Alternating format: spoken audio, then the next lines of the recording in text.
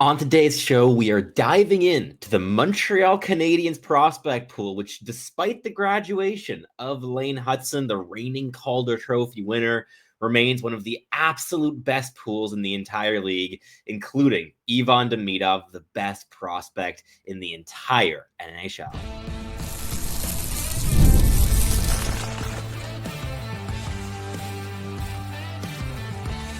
You are Locked On NHL Prospects, part of the Locked On Podcast Network. Your team every day. Hello, and welcome back to Locked On NHL Prospects, part of the Locked On Podcast Network, your team every day. On this show, we break down everything prospects related for you 5 days a week, Monday through Friday. I'm your host, Sebastian High, the USA scout over at Elite Prospects. And on today's episode, we'll be diving into the Montreal Canadiens and more specifically, the prospect rankings that we did about the Habs over at Elite Prospects, a massive summer series for us there, where we ranked all the prospect pools in the league and then ranked for each pool all of the best prospects of that team. It was a very big collective effort. And just as we broke down the Boston Bruins yesterday on the show here, it's the Montreal Canadiens' turn here today as we go from 1 through 29 in the best prospects in the Montreal Canadiens prospect pool. So lean back, make yourselves comfortable whenever you may be listening to this show. And let's just dive in straight to the episode here. And before we start at number 1 with the very obvious name, the Montreal Canadiens are a team that has been incredibly interesting to observe and watch in their rebuilding process during the Kent Hughes and Jeff Gorton administration. Massive, massive differences from what the Montreal Canadiens had experienced in the past with management from people like Marc Bergevin prior to this new management group coming in. And the focus on building through the draft, through trading more older veterans, established assets for a lot of darts to fire at the board. The Habs have, yes, certainly acquired a lot of quality in the players they've acquired in the past 5 years. You can look at, of course, names like Lane Hutson and Ivan Demidov, both through the draft, but also via trade. There's been many big transactions that have been made. And I think that an interesting thing to kind of gets overlooked when you look at all of the massive, massive pieces that were acquired by this administration has been the incredible depth.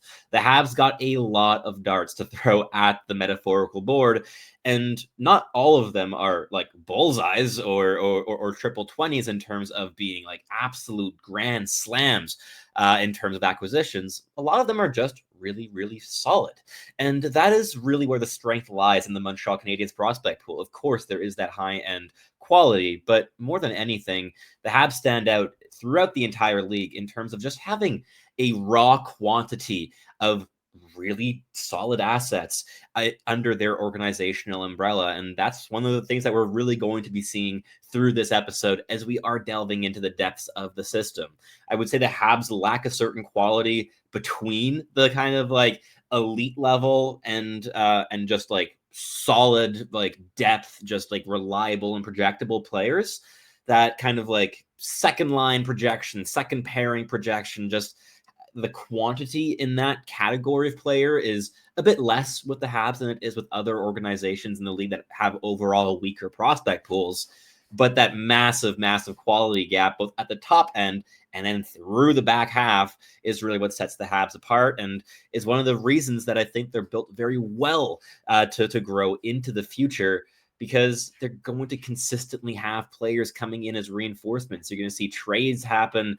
They can't hold on to all of these assets, but the collective improvement of the group, I think, due to that depth, is just going to be tremendous in the coming 2, 3, 4 years. So let's dive in at number 1 with Ivan Demidov, a truly superstar caliber of prospect and a player that has excited me more in my scouting process than any other prospect I've watched to date. And it's been 5 years running that I've been doing this. So Ivan Demidov is certainly a player that sets himself apart with elite level creativity, adaptability, playmaking skill, handling, and overall the quickness of his processing. His vision is bar none one of the best in terms of U23 players in the world. He's a player that can find things that even with the benefit of a bird's eye view, scouts we've really struggled to even find and identify before it happens, before Demidov is able to manipulate his way into connecting just tremendous plays. And he has a very good shot to boot, and his skating is unconventional, and he's certainly not the quickest of players out there, but he's incredibly slippery. And that evasiveness, that ability to escape tight areas and pressure is something that has really elevated his ability to leverage the elite level skills he has with the puck on his stick. So Demidov is a truly special talent. He projects as a best player in an organization caliber player. Like, we'll see if he ends up being that in Montreal. He's going to get some pretty good contention from players like Lane Hutson, but this is a special talent, and I'm incredibly excited to watch his rookie campaign. And he certainly has a lot of grounds to be the Calder favorite heading in to the 2025-26 NHL season. Moving on, at number 2, Jacob Fowler projects as a starting netminder in the NHL and potentially even a top 10 caliber goaltender. He has a lot of things going for him, some really good tools. He can be explosive in his desperation transitions. He's a really sound skater. He tracks pucks better than any young goalie I've watched in the Montreal Canadiens organization in a very, very long time. And overall, this is a player who's able to step up his game when it matters most. He is a born competitor and winner. He dragged the Youngstown Phantoms to a Clark Cup championship in his draft year campaign, earning him a 69th overall selection in 2023. And he just continued that stretch of dominance through college in 2 seasons with Boston College, putting up a .940 save percentage in his sophomore season this past year. And overall, this is a guy that has all of the tools necessary to be a true difference maker from the crease. And he certainly has the mentality of goaltenders that have seen massive success. This is one of the most laser-focused players you're going to find outside the NHL today. And overall, if he's able to maybe trim down his frame a little bit more, get a little bit quicker on his feet, and boost that agility just slightly, he's got starting netminder written all over him, and I think he's going to be the long-term heir to the crease in Montreal. At number 3, David Reinbacher, the big right shot defenseman from Austria, selected 5th overall, of course, in 2023. This is a player who I have been really in admiration of in terms of how he's been rebounding from a lot of adversity that he has been facing since being selected, from the backlash of the pick itself to the massive injury he incurred in preseason last year, and the really strong stretch he had to the end of the season with the Laval Rocket through 10 regular season games and into the playoffs. This is a player that I think, with his mobility, with his maturity on both sides of the puck, he's a really good play killer. He doesn't overextend himself. He doesn't take unnecessary risks. He's just a steadying force. He's an anchor there on the blue line. I think he's a great fit long-term alongside a player like Lane Hutson if we do continue seeing Noah Dobson and Lane Hutson separated, which I think we will definitely be seeing at least this season. Moving forward, I think Reinbacher is going to have a really good shot at establishing himself as that 4th guy with Caden Gooley on top of the 2 aforementioned offensive blue liners. At number 4, we have Michael Hage of the University of Michigan, one of the most beautiful storylines we've seen in the draft in recent years, selected by his childhood team, the Montreal Canadiens, a team that his father taught him to love, and being selected by the Habs just a year after his passing certainly grew a very quick emotional bond between player and organization. And I think that with his really strong rookie campaign, his freshman campaign with Michigan in college, where he didn't have the most offensive support, had a couple older players in the lineup, but I think this season with an influx of a bit more skill, we're going to see players like Adam Valentini there, a really interesting draft eligible to keep an eye on, as well as William Horkoff having a full season in the organization. I think that Michael Hage is really going to be able to elevate his game to being a true offensive driver who can dominate shifts at the NCAA level this season, and he has all the tools in his toolkit to be able to do so. He's a very strong skater, really agile, very fluid edges. He's an intelligent player who has the vision to pick out passes that most players in college cannot. The handling is probably the smoothest of all of this. Like, you really can just handle the puck on a string in tight spaces, pull it in close to his body, handle it with real precision from awkward angles. And that playmaking ability, I think, could really drive a potential top 6 role for Michael Hage long-term in Montreal. Then moving on, we have a bit of a drop in tiers. There's a bit of a gap in quality now in the next grouping of players, but kicking it off, we have at number 5, Owen Beck. We don't see the same top 6 upside with Beck as we do with the other 4 players that we just mentioned, and that's the reason it doesn't crack that group. But he still, I think, has put some distance between himself and the other forward prospects in the organization for this slot in the top 5. He's a really, really easy player to fall in love with and to trust from a coaching perspective. He's reliable. He's constantly outworking the opposition. He's an incredibly quick skater, and he has a combination of offensive tools to just be really opportunistic in the offensive zone, whether it be off the rush or off the cycle. Has an above average shot, really nice playmaking flashes from time to time, but more than anything, it's that motor, it's that intensity, the involvement. The physicality has gotten a lot better as well since his jump to professional hockey this past season in the AHL with Laval, and a 44-point campaign as a rookie in 64 games.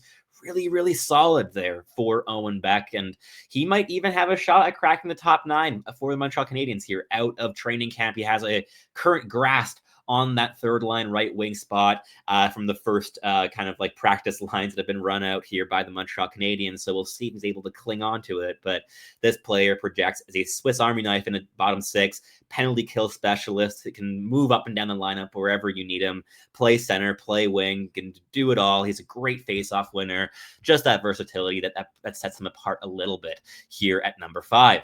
Then at number 6, we have Adam Engström, an incredibly smooth skating defenseman, left shot, 6'2", 190 pounds, also just had his rookie season in Laval. And it really is like through that skating that everything in his game flows. He's a really, really refined player for his age, who had AHL coaches coaching the opposite teams to Laval, specifically focusing on him and trying to contain Adam Engström and trying to find little gaps in his play because he was just such a difference-making factor. And it was the same treatment he received in the SHL playoffs just a year prior. So this is a guy that just makes a difference when he's on the ice. The smooth skating, the confidence he has with the puck on his stick, the increased precision he's had in his breakout passing. There's so much to like here with Adam Engström. And I think that there's a reason that the Montreal Canadiens might be looking at him as a potential top 4 upside player. But if nothing else, he's going to be a luxury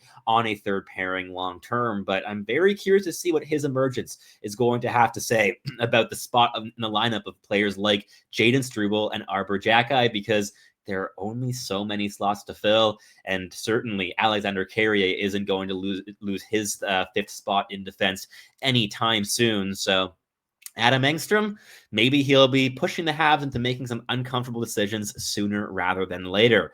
And to wrap up this first segment, we have Alexander Zharovsky at number 7, the recent second-round draft pick of the Montreal Canadiens, who traded up to select him in the second round and on paper overpaid to jump those slots. I believe they maybe jumped like 7 or 8 slots, and they paid 2 second-round picks to do so.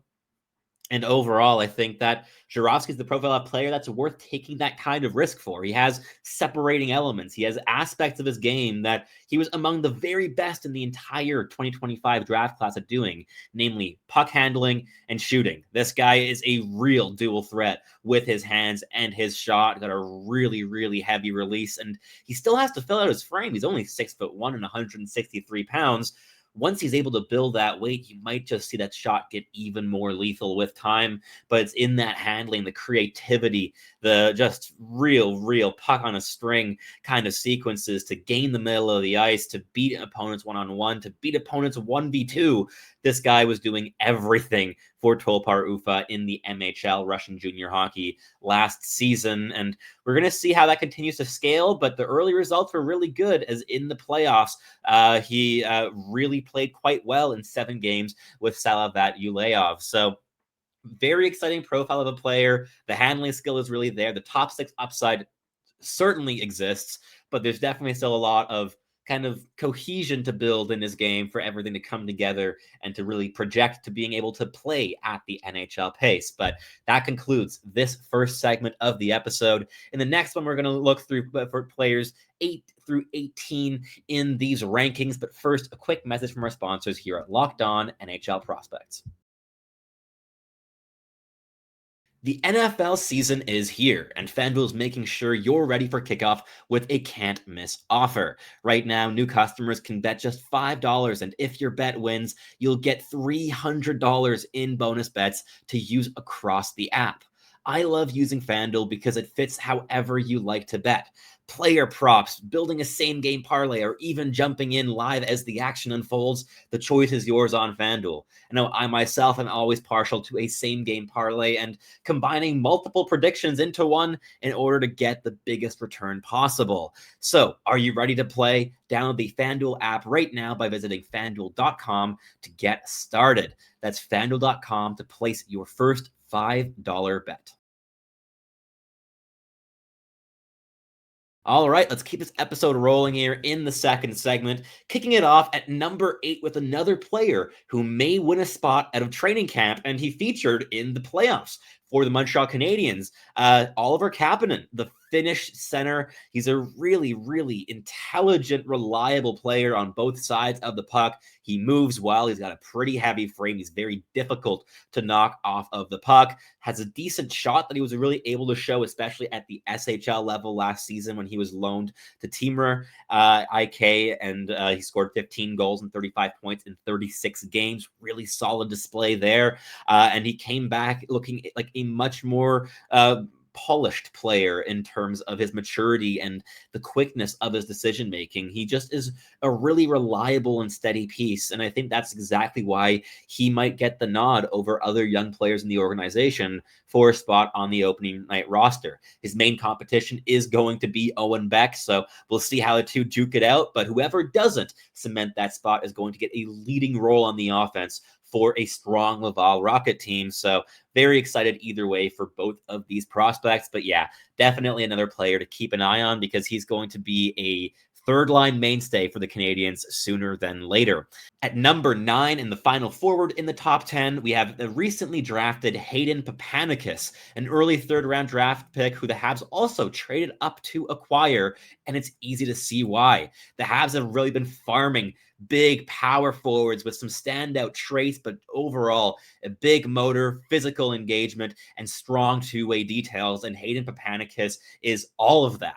He's going to get a leading role this season as first-line center in all likelihood with the Kelowna Rockets, a team that is going to be vying for players to support their top 6. So really exciting time there to watch his progression, but it really is the physicality. 6'5", 203 pounds as a right shot center, but he's just so intelligent. But what I really always was impressed by when I tuned in to watch him was his strong skating ability. He's really smooth and agile for his size and gets quite a lot of power as well, just through a single stride or two.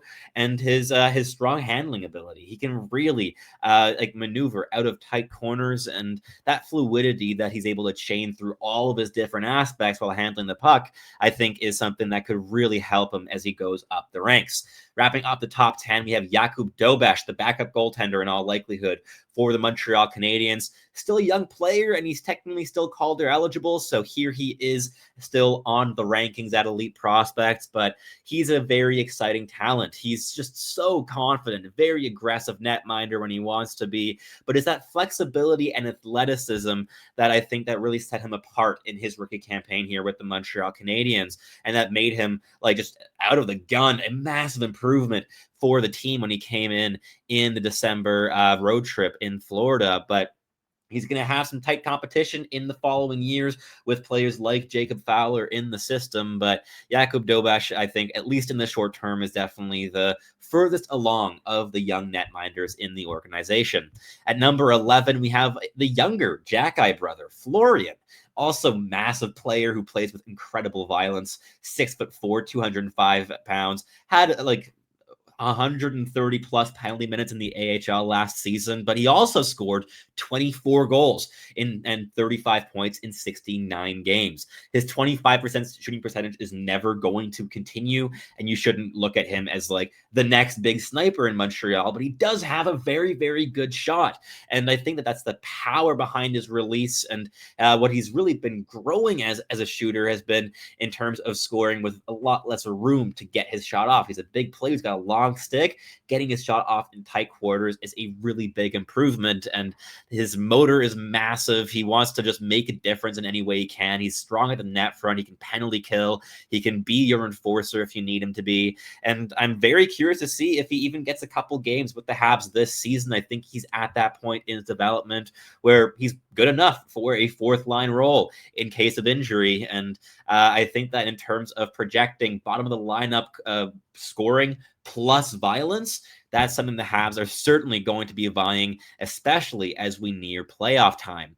At number 12, LJ Mooney, the smallest prospect listed here in our rankings, 5'7", 157 pounds as a right winger. He is a spark plug. He can do it all with the puck on his stick. He's a fantastic puck handler and was genuinely one of the most fun players I had scouting last season. I watched him a bunch as the USHL scout at Elite Prospects, and when he gets ahead of steam, like, this guy can really skate. He's incredibly quick. He has the hands to fully keep up with his feet, and when he's like really on his game, and when he's not just blindly sending pucks into the slot trying to make something stick, he can really, really, really send a pass that's just chef's kiss. Perfect. The playmaking upside with this player is significant. He's not there yet. He's not efficient in any way, shape, or form with the puck on his stick just yet. But this player certainly has the upside with the puck on his stick, especially. But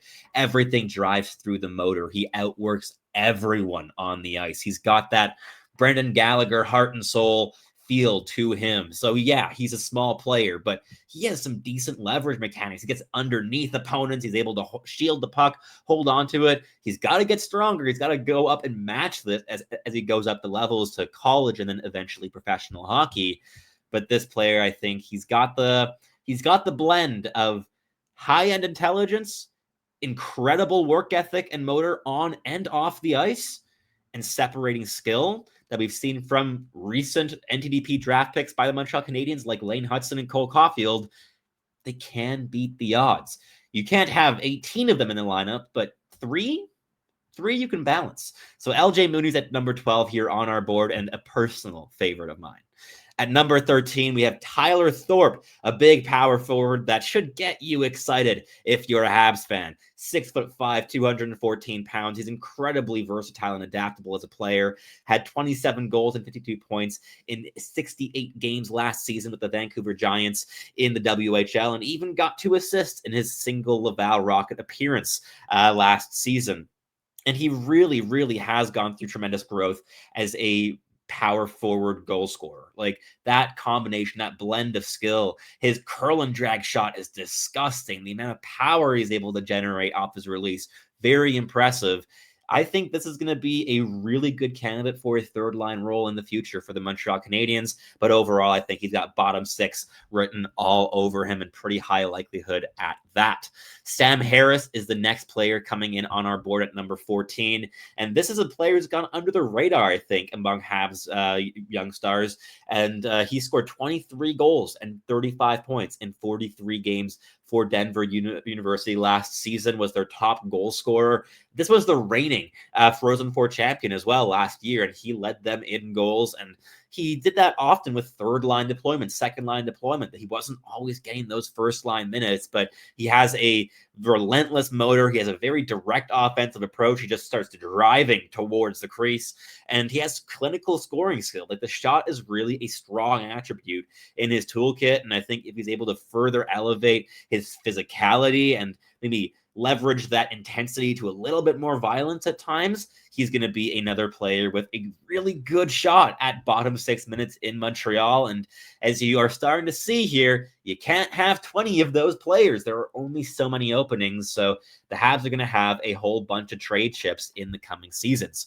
At 15th, we have a playmaking center, Aatos Koivu, who had a season of development last year where we saw different aspects of his game at different levels. He's playing a lot at the professional level with TPS in Liga. That's Finland's top league, where he scored a goal and 8 points in 32 games. But he really impressed internationally for Finland at the U20s, as well as now in the summertime with the Finnish national team.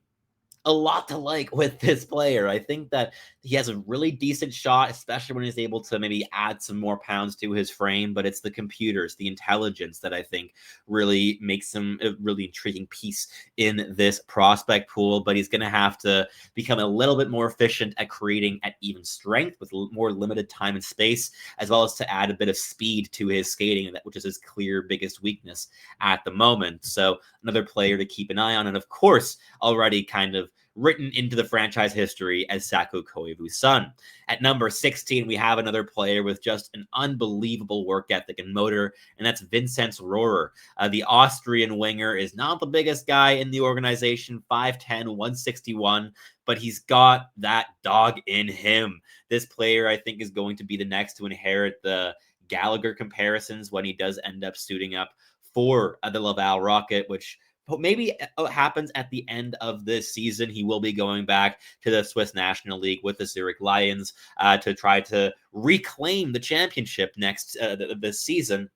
But he's a player that I think could be on his way to North America again by year's end. But yeah, it's that ability to win battles, just dominate around the crease, get underneath opponents, get underneath their skins as well. So both physically and metaphorically. And overall, I think he's just one of the most fun players to watch in the Habs prospect pool. So another one to keep an eye on for future bottom 6 role. Then a recent draft pick at number 17 in our rankings, Bryce Pickford, right shot offensive defenseman with an absolute cannon of a shot from the Medicine Hat Tigers, was announced as team captain just yesterday. And 20 goals and 47 points in 48 games from the blue line certainly already paints a picture of his offensive involvement last season with a dominant Medicine Hat team. But that shot is a really special element. Like, he has a blistering one-timer, and his walk-in wristers in transition with no wind-up or tell is also a real area of strength. But he's going to have to diversify his game a little bit, work on that defense, build up the habits, grow that physical edge a little bit, the snarl, the sprinkle of violence, as we've been mentioning throughout the episode here. But he definitely has a shot at cracking the Habs in the future. At number 18, and to wrap up this second segment, we have Bogdan Konyushkov, the Russian king, right shot defenseman. He was the captain already at Torpedo in the KHL in the season after he got drafted. That captainship didn't last too long, but of course, because he was also a younger player and more leadership players were brought in, it was not like stripped of him for any fault of his own or anything. But he's a guy that I think has really improved his skating since being drafted, and his puck moving ability is his biggest strength to really distribute the puck. And he's a time on ice king already in the KHL, just eating massive minutes, like 23, 24 a night for 2 or 3 seasons at this point already. But the NHL like projectability, I think, will certainly hinge on his ability to make plays within contact and at pace. And those are 2 areas that I think still need a little bit more refinement in order to project to the NHL. But overall, he's certainly an interesting piece to still have in the prospect pool. But that wraps up this second segment. In the final one, we'll wrap things up with players 19 through 29. But first, a quick message from our sponsors here at Locked On NHL Prospects.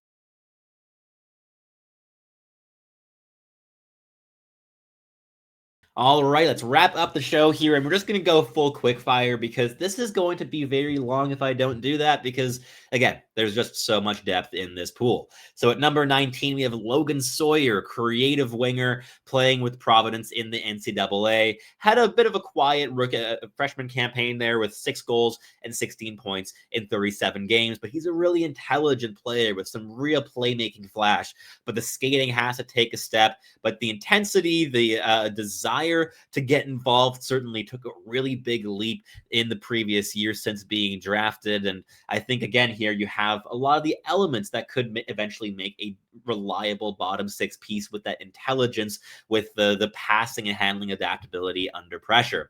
At number 20, a player that maybe should have been ranked a little bit higher than this with a teeny bit of hindsight. That's Owen Protz, a big physical defenseman, 6'2", 207 pounds, and just lights up opponents with crushing hits every single time the opportunity presents itself. He does chase it at times, but this guy is just no fun to play against. And we saw that in the prospect showcase with the Montreal Canadiens, where he was just laying out players, especially against the Leafs. Just really dominating in terms of the physical edge. But in terms of the game beyond that, he's a little bit more limited. He can certainly make a good first pass under pressure, but the skating and handling can really let him down at times in terms of just coughing up possession. And that skating as well leaves him with less adaptability than other players in this pool. On the defensive side of things, he's a bit more prone to getting walked by more agile and dynamic wingers. So he certainly still some growing room, but a really interesting piece in the Habs pool who could just be a physical demon on a third pairing. At 21, we have Filip Mesar, who has been written off by a lot of fans and certainly saw a really big hit to his ranking here for us as well. But he has a lot of great tools still. The handling, the skating, the passing ability. These are all above average projections.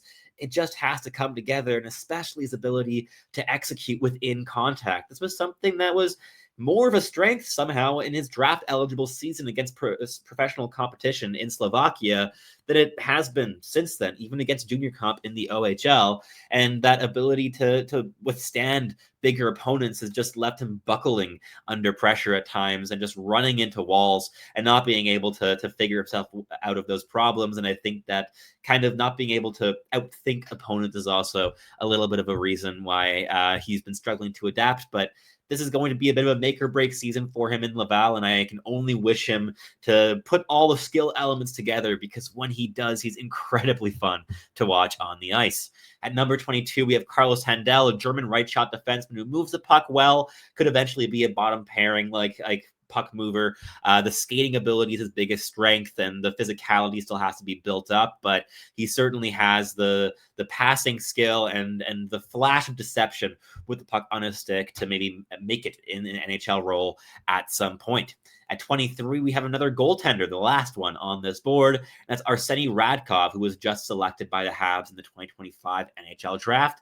And he'll be playing right up north from Montreal in Blainville-Boisbriand this season, just a half-hour drive away. And he'll likely be the starting netminder there. He's got a big frame, 6'4", and he's quite athletic, and he's a decent skater. But overall, I think it's his composure and his calmness, especially at high pressure moments, that really sets him apart. And I think that also serves as kind of an element that connects a lot of the netminders that the Habs have been targeting in the draft that have this ability and the strength. At number 24, we have a Laval Rocket, Jared Davidson, who's just quietly been a really solid player in Laval. He scored 24 goals and 45 points last season in 69 games, and he's really improved his skating. He's still not quite at an average level, but it's way better than when the Habs selected him. But this is a guy where he's just constantly applying pressure, very physically involved. He's got a good shot. He's able to get it off in traffic,